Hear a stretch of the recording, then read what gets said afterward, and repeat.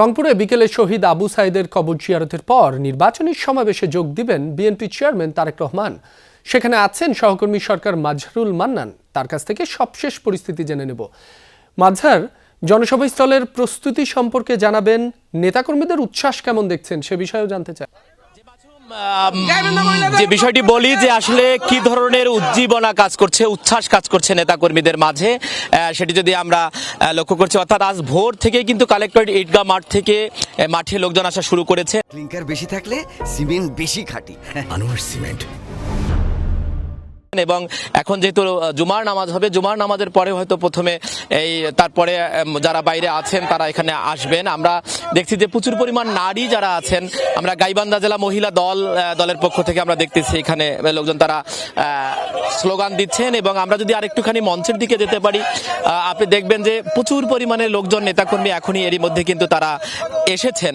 এবং এই আসার পিছনে যে যৌক্তিক কারণটা আপনাকে বলি যে তারেক রহমান মূলত 20 বছর পর এই রংপুরে আসছেন এবং তারেক রহমানকে নিয়ে এক ধরনের বাড়তি উচ্ছ্বাস, আশা নানা কারণে আছে।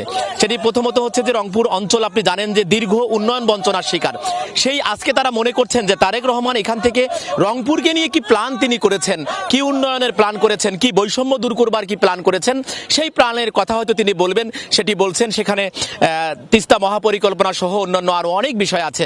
এবং আপনাকে একটু বলি, শুধু যে 54 বছরে যে এই রংপুর অঞ্চল বঞ্চিত হয়েছে তা নয়, আজ এই বর্তমান ইন্টারিম সরকারের আমলেও প্রায় যে 24টি একনেক বৈঠকে হয়েছে, এর মধ্যে 2,12,000 কোটি টাকার যে উন্নয়ন প্রকল্পের বরাদ্দ হয়েছে, সেখানেও কিন্তু 42 ভাগ বরাদ্দ হয়েছে চট্টগ্রামের জন্য, আর রংপুর অঞ্চলের জন্য কিন্তু বরাদ্দ হয়েছে মাত্র 2.44 ভাগ। অর্থাৎ এই যে উন্নয়ন বৈষম্য, উন্নয়ন বঞ্চনা আছে, সেই উন্নয়ন বঞ্চনা থেকে তিনি একটি বড় মেসেজ দিবেন, সেই ধরনের আশাই কিন্তু আছেন নেতাকর্মীরা। আমরা যতটুকু জানতে পেরেছি, রংপুর বিভাগীয় সাংগঠনিক সম্পাদক আসাদুল হাবিব দুলু তিনি যেটি বলেছেন যে এই মাঠ ছাপিয়ে একেবারে পুরো রংপুরের যে অলিগলিগুলো আছে এবং যে প্রধান সড়কগুলো আছে, সেই সড়কে কিন্তু মাইক টানানো হয়েছে, এলইডি টানানো হয়েছে। অর্থাৎ আজকে পুরো রংপুর শহর মানুষে মানুষে ভরে যাবে, এই ধরনের আশা আয়োজকদের পক্ষ থেকে বলা হচ্ছে। মাসুম। মাজহার, আপনাকে ধন্যবাদ।